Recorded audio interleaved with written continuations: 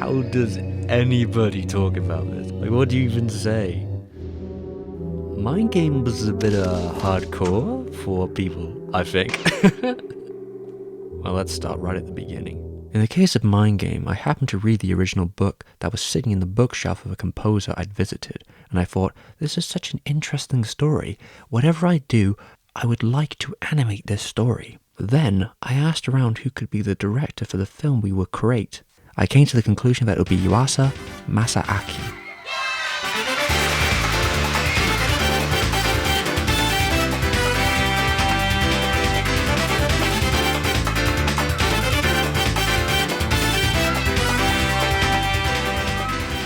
Yuasa, age 36, had barely transitioned into directing and had never done it on the big screen. We asked him, but he was a little tentative since he hadn't directed a feature before. You sure you really want me? They did. Yuasa had left an impression on the two founders before, especially when it came to a piece called Noiseman Sound Insect. They said it greatly demonstrated his ability as a director and an artist. This was a short from Koji Morimoto, who invited Yuasa on the project. It was also an impressive demo for where Morimoto's interests lie, but this time at a larger scale in his prior music videos. It's all on the momentum.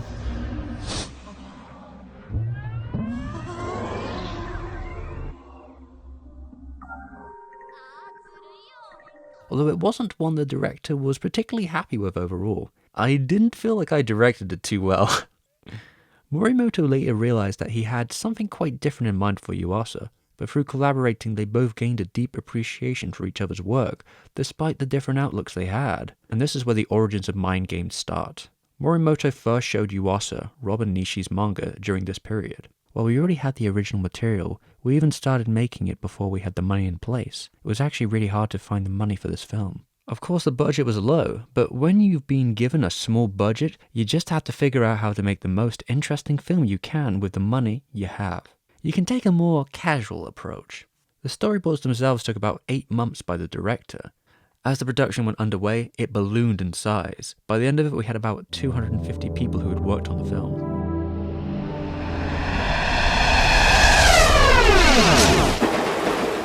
First thing you'll notice is how Mind Games animation is always radically changing. Yeah, at first we actually thought of starting the film with live action actors, with all the stuff at the beginning with the sex and the gun incident, all of that, keeping that in the real world, but leaving all the rest in animation. But then we realized it would be a problem to do that from a storytelling point of view. What we see instead is a mixture of close-up photos, rotoscoping, collaged into the scene. With its own approach to limited animation, the aesthetic is so crude and loose at times, but it helps retain the grit. It's interesting because I just wanted to express Nishi's point of view and emotions.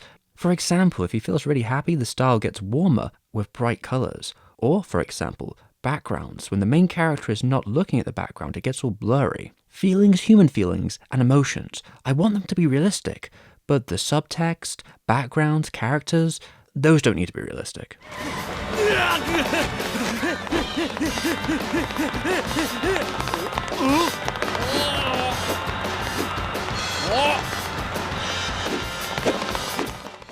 Nothing insinuates that quite like Mind Games action, which holds no basis in reality.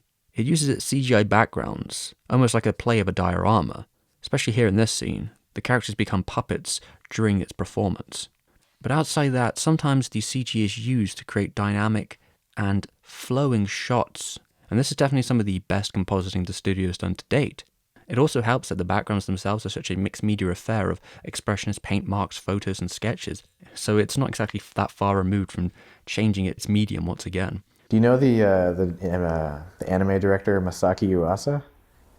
Which I might have seen stuff, but I'm not real good with anime directors. He did the movie Mind Game, which is like one of my favorite movies. Animator and director Aaron Long has talked about how he was inspired by Mind Games' design work.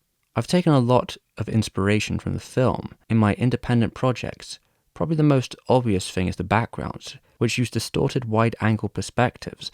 Seeing this made me realize that you can have fun with perspective. When I first saw Mind Game, I had a very classical view of what good animation was. A lot of ideas in my head about what you should and shouldn't try to do with animation. Mind Game jolted me out of that. It broke many of the rules of storytelling, animation, and genre. but it felt like I was seeing the limitless potential of the medium for the first time.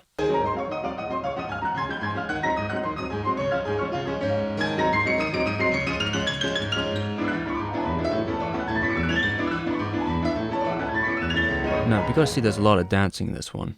And as Yuasa says, it shows a sort of liberty and expression. Same with running, the passion that comes from that. It's very easy to see the emotions for his movements, as he says, and that's why he uses so many. The movie is already a wild experience, but it comes together so vibrantly in its dances, in both its audio and visual. It's almost transcending. At times, watching Mind Games is so dense with technique that I can barely breathe, feeling as though I've been astro-projected through decades of animation. I used to watch Miyazaki-san's scenes in Alibaba over and over again. I loved them so much. The accompanied sound is the most vital piece of the puzzle, basically why it was so hard to sell the movie, because without it, it doesn't come alive. For Mind Game, I made Watanabe Shinichiro the music producer because he knows much about the certain musicians. I had a very clear idea of what I wanted, and Shinichiro then was able to arrange the right artists. And later, during the editing phase, Watanabe-san would be there giving advice, and he'd tell me, don't put that piece there. Better wait and put it there. The composer does such a fantastic job setting the mood, especially when we talk about specific scenes. The beginning of Mind Game paints a shock-jock approach running off stereotypes and an exploitation angle. While some of that is present later on, the second half takes a turn, especially in terms of its character and intimacy. And that was definitely an intention by the authors. The sex then becomes an artistic expression, in a way that I can barely recall an anime before. Maybe the closest I could think of is 1001 Nights? It's freeform in its nature, but it goes beyond that. I even read like a visual essay that expounds on the entire sequence through each of the stages of a coitus, and how it transforms it using its own visual poetry. It's very thought out, let's say. I asked the staff working on the film some questions about sex and their feelings, and I was embarrassed. It felt like sexual encouragement, Say, how do you feel about... How does it feel like there when when you're really into it? So we were all dedicated, but I felt very uncomfortable asking about this. Narrative isn't what sells Mind Game anyway. It's the rejection of its conventions that first draws its audience in and then brings them further through the second half. It's not something that you expect to understand on your first viewing, but it's clear about where the story is going, even if you don't understand everything. By the end, it moves into a territory of pure expression, freeform jazz and animation, and becomes almost exhausting with its length and its downtrodden nature, but at least you get that final high.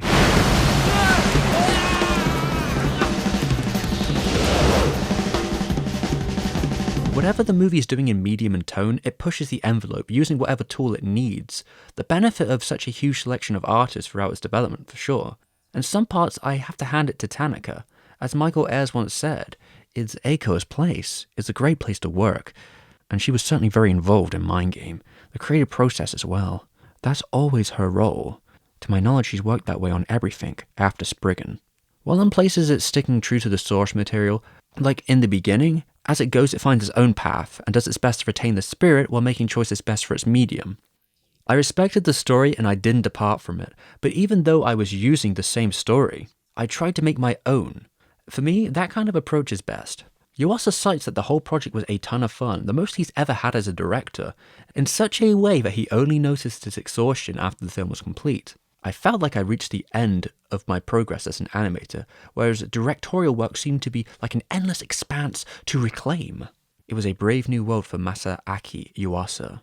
It's a testament to 4C that they gave someone with no track record a film this strange with this much creative freedom. It may have not been a commercial success, but it won many awards and the celebration of its peers. I've not seen many movies lately, but Masaaki Yuasa's theatrical animation Mind Game was outstanding. The images were full of pictorial allure. Speaking of Madhouse, they embraced Yuasa with open arms and his career bloomed over the next decade. Mind Game shaped his outlook going forward, and still retains the place as one of his boldest works. Hello there, we have a cat over here. And you have just watched a 4Sember or a 4C month video. Now there's supposed to be a bunch of them. We're supposed to be releasing them every day after all. And at the end of the month we should have a full, expanded, revised version for everyone to see. If you want to keep checking them out, there should be a playlist probably on the screen, I'm guessing. And to thank everyone who has helped support me during this period of time. It's been a little bit hectic to try and get these videos out. I need to thank all my patrons who get exclusive content. I got a lot of stuff earlier, etc., etc. Jay, Steven's mum, Takayuki Suzuki, Alex Moriarty, Paul, Subsofa, I hope I'm saying that right, and Chunks. Among all these other people, I've had to expand. We're in the editing dock right now, but I've had to expand the screen because I knew there was more space I needed to get all the names on there, so I've changed the angle slightly. Yeah, thanks everyone for their support. Check out tomorrow for the next video.